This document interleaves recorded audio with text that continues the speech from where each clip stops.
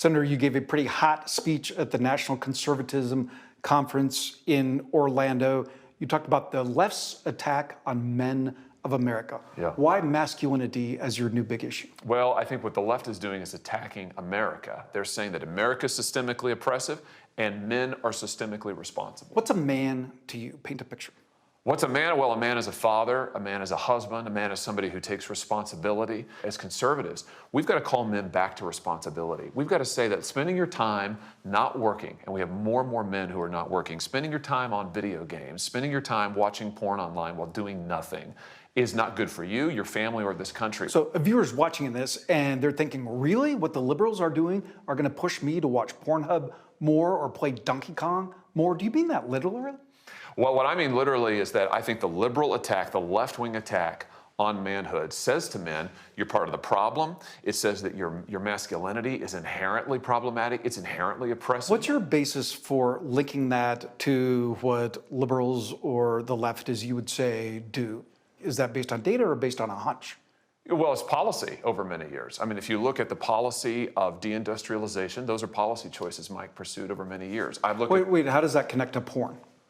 Oh, well, you've got men, 16 million men, Mike, who are idle, who don't have anything to do. Now, partly that's their own responsibility, but also partly it's because jobs have dried up in many cities across America and rural areas too. I think you put together lack of jobs, you put together fatherlessness, you put together the social messages that we teach our kids in school. I think we've got to confront that and its effects. Well, thank God we have Josh Hawley here to rescue us from not being real men, to protect us from porn and video games. Not for nothing, but if you have to tell people that you're a real man, then you probably aren't. Hawley claims that Democratic policies that result in idleness or not working lead to greater use of porn or playing video games.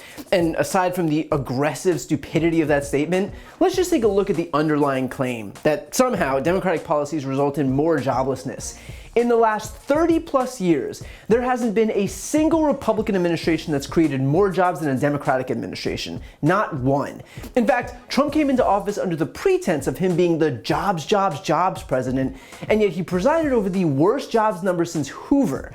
So to claim that somehow Democrats are leaving men idle is completely divorced from reality. Now, with that said, the point isn't actually Hawley's claims, which clearly don't hold up under even the mildest of scrutiny. The point is that he's going all in on yet another culture war issue to distract from Republicans' dismal stance on policy. Think about it. Why would Republicans be so desperate to pivot away from policy? It's because they can't win on tax cuts for the rich, or stripping women of their reproductive rights, or pretending that climate change is a hoax. And so, of course, they have to focus your attention elsewhere. Of course, they have to make their campaigns about critical race theory and migrant caravans and Big Bird. Anything to distract from the issues that actually matter.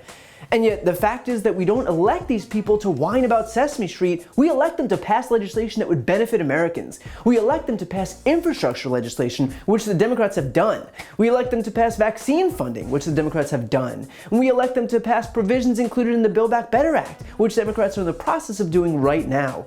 All of that was and is being done with little to no help from Republicans, despite the overwhelming popularity of the legislation.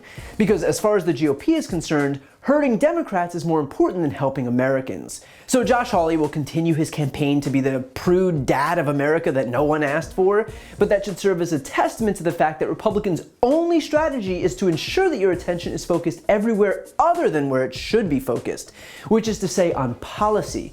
But unfortunately for Hawley, this is still America, and so if people want to play video games and watch porn, they can. Because as difficult a concept as it is to accept, freedom doesn't only count on the issues that are important to Republicans.